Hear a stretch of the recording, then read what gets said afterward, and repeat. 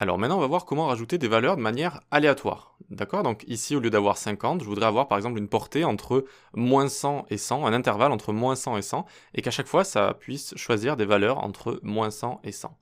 Donc on pourrait, en JavaScript, avec les méthodes math, etc., trouver une valeur aléatoire et puis essayer d'intégrer tout ça. C'est possible, mais il faut savoir que GSAP fait un super boulot pour ça.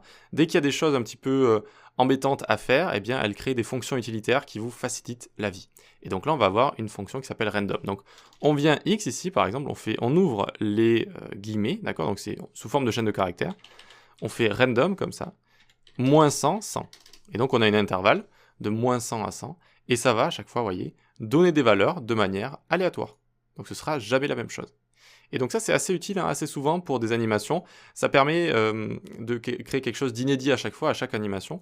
Je me souviens que j'avais créé un menu, dès qu'on passait dessus la souris, ça faisait exploser les mots, en fait, les lettres qui partaient sur X, Y, Z. Et grâce à une fonction aléatoire comme ça, eh bien, ça permettait de ne jamais avoir la même explosion, ce qui rendait les choses vraiment, vraiment très sympas.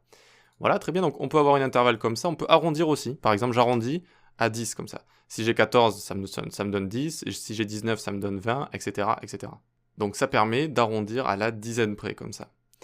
Et donc ce qu'on peut faire également, au lieu d'avoir un intervalle, eh bien on peut y mettre un tableau ici. On met un tableau avec différentes valeurs. Donc par exemple 50, 30, -30 et 80 comme ça. Et ça va à chaque fois trouver des valeurs à partir de ce tableau ici. Ok ? Donc ça va les sélectionner au hasard parmi ces 4 valeurs. Donc ici, vous avez forcément du x, 50, 30, -30, 80. Voilà. Et donc ça aussi, ça peut être utile dans certains cas si vous avez envie juste de piocher parmi certaines valeurs. C'est tout pour la fonction comme ça random, qu'on écrit sous forme de chaîne de caractères. Ça peut faire un petit peu bizarre, mais c'est comme ça qu'elle fonctionne celle-ci. Très bien, on passe à la suite.